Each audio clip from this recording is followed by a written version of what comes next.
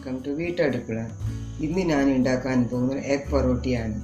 അതിനു വേണ്ട ഇൻഗ്രീഡിയൻസ് എന്ത്: ഒരു സവാള ചെറുതായി അരിഞ്ഞത്, ഒരു ചെറിയ ക്യാപ്സിക്കം ചെറുതായി കട്ട് ചെയ്തത്, കുറച്ച് മല്ലിയില, 4 മുട്ട, 1 ഗ്ലാസ് മൈദ, 1/2 ഗ്ലാസ് ഗോതമ്പ് പൊടി.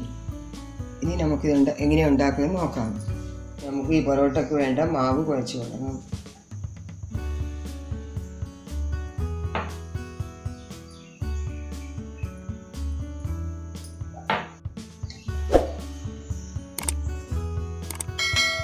നമുക്ക് ഇതിലോട്ട് കുറച്ച് ഉപ്പ് ഇട്ട് കൊടുക്കാം.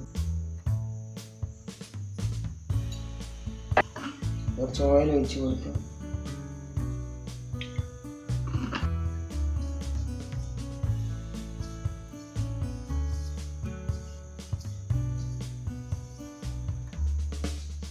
വെള്ളം ഒഴിച്ച് ഇത് കുഴച്ചെടുക്കാം.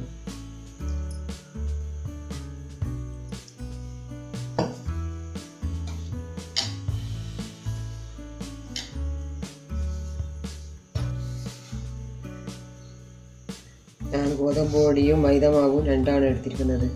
നിങ്ങൾക്ക് വേണമെങ്കിൽ വെറും ഗോതമ്പ് പൊടി കൊണ്ട് ഉണ്ടാക്കാം. നമുക്ക് കുറച്ച് ഓയിൽ ഒഴിച്ച് കൊടുക്കാം.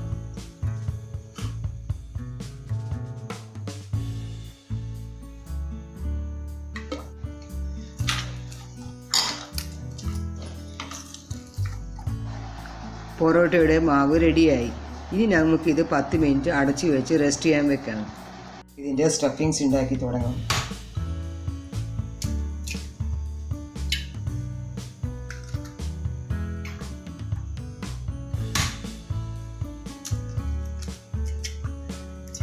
ഇവിടെ 4 മുട്ടയും പൊട്ടിച്ചെടുത്തു.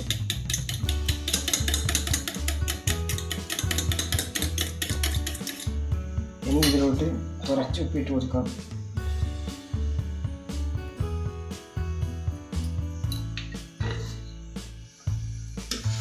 ചൂടായി ഞങ്ങൾക്ക് ഇതിലോട്ട് ഓയിൽ ഒഴിച്ച് കൊടുക്കാം.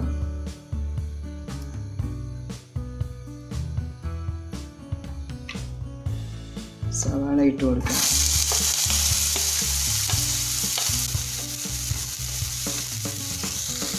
സവാള കുറച്ച് വാടി വന്ന് ഇതിൻ്റെ പച്ചമണമൊക്കെ പോയി തുടങ്ങി. ഇനി നമുക്ക് ഇതിലോട്ട്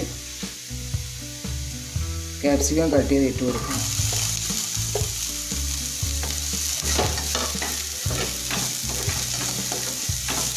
ഇതിലോട്ട് കുറച്ച് ഉപ്പിട്ട് കൊടുക്കാം. കുറച്ച് ഇട്ടാൽ മതി. മുട്ടയിൽ ഞങ്ങൾ ആദ്യം ഉപ്പിട്ടിട്ടുണ്ട്.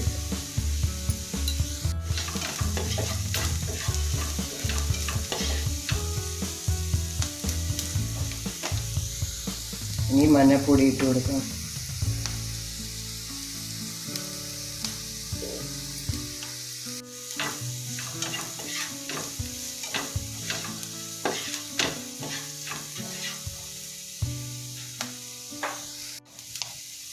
മല്ലിപ്പൊടി ഇട്ട് കൊടുക്കാം.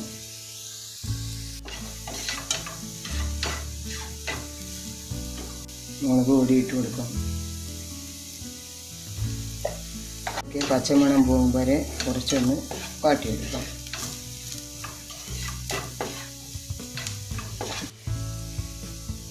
ഇനി നമുക്കിതിലോട്ട് ജിഞ്ചർ ഗാർലിക് പേസ്റ്റ് ഇട്ട് കൊടുക്കാം.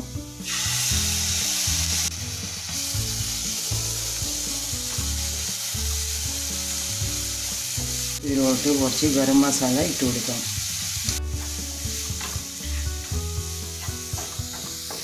നമ്മൾ പൊട്ടിച്ച് വെച്ച മുട്ട ഇതിലോട്ട് ഒഴിച്ച് കൊടുക്കാം.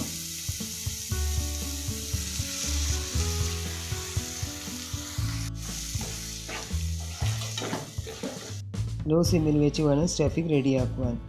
നിങ്ങൾക്ക് ഇൻഗ്രീഡിയൻസ് എന്തെങ്കിലും ഡൗട്ട് ഉണ്ടെങ്കിൽ അതിനാ താഴെ ഡിസ്ക്രിപ്ഷൻ ബോക്സിൽ കൊടുത്തിട്ടുണ്ട്.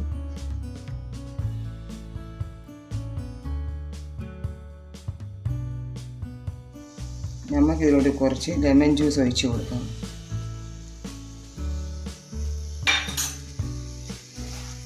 എല്ലാം കൂടി നല്ല മാതിരി ഒന്ന് മിക്സ് ചെയ്തെടുക്കാം. സ്റ്റഫിങ്സ് റെഡിയായി. ഇനി നമുക്കിതിനെ മുകളിൽ നിന്ന് മല്ലിയില വിതറി കൊടുക്കാം. ഗ്യാസ് ഓഫ് ചെയ്ത് സ്റ്റഫിങ് റെഡിയായി. ഞങ്ങൾക്കിതൊരു ബൗളിലോട്ട് മാറ്റാം.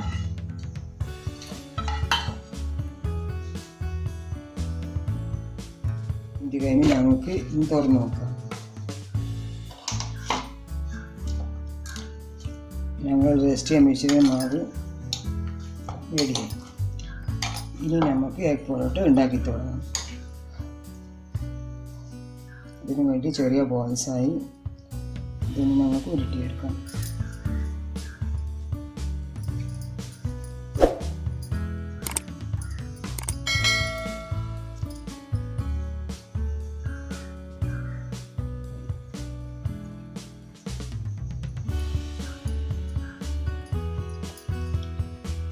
ഇതുമാതിരി ഞങ്ങൾക്ക് എല്ലാം ഒന്ന് ഉരുട്ടിയെടുക്കാം.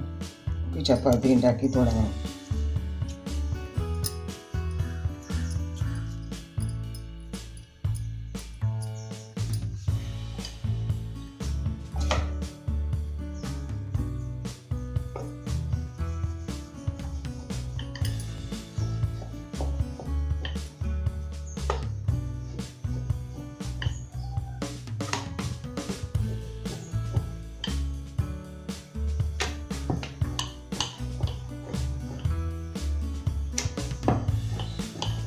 മുകളിൽ കുറച്ച് ഓയിൽ തേച്ച് കൊടുക്കാം.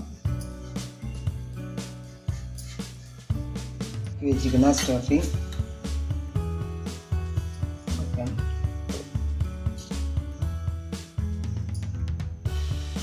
വെച്ച് കഴിഞ്ഞാൽ നമുക്ക് ഇവിടുന്ന് ഇത് ഫോൾഡ് ചെയ്യാം. ഇവിടുന്ന് ഇത് ഫോൾഡ് ചെയ്തെടുക്കാം.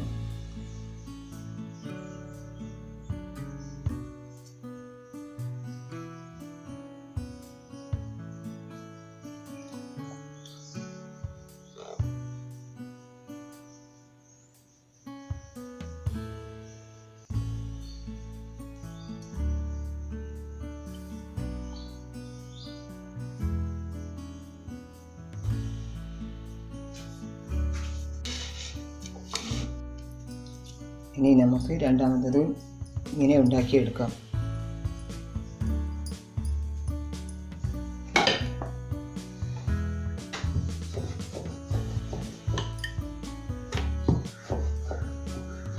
പൊറോട്ടയും ഇവിടെ പരത്തിയെടുത്തു.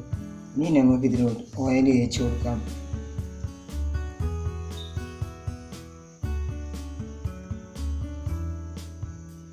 വെക്കാം.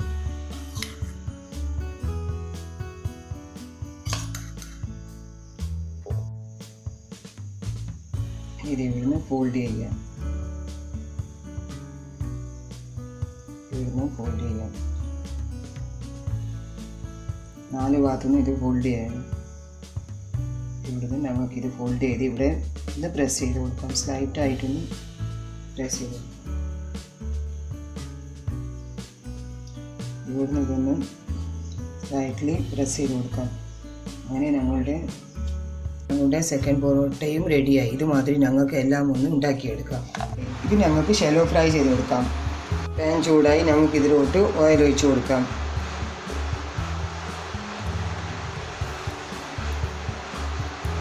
എണ്ണ ചൂടായി ഞങ്ങൾക്ക് ഇതിലോട്ട് പൊറോട്ട ഇട്ട് കൊടുക്കാം.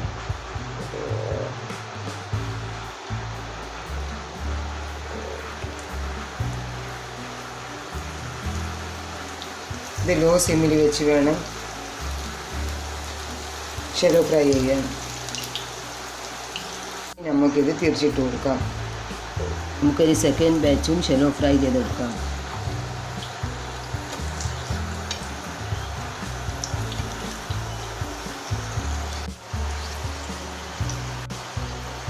ഇത് ഞങ്ങൾക്കൊരു ബോളിലോട്ട് മാറ്റാം.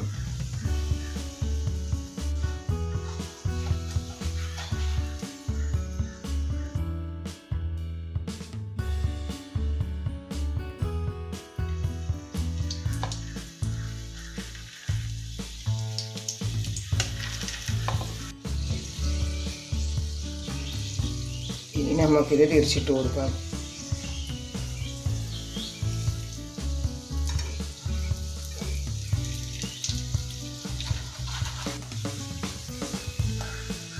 നമ്മുടെ പൊറോട്ട ഇവിടെ റെഡിയായി. ഞങ്ങൾക്കിതിനി ഒരു ബോളിലോട്ട് മാറ്റാം. ഇത് 2 സൈഡും നല്ല മാതിരി വേവിക്കണം.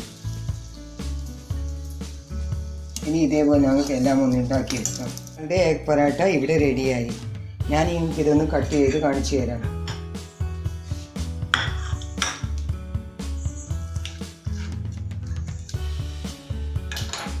ഞങ്ങളുടെ നല്ല ക്രിസ്പിയായ എഗ് പൊറോട്ട ഇവിടെ റെഡിയായി.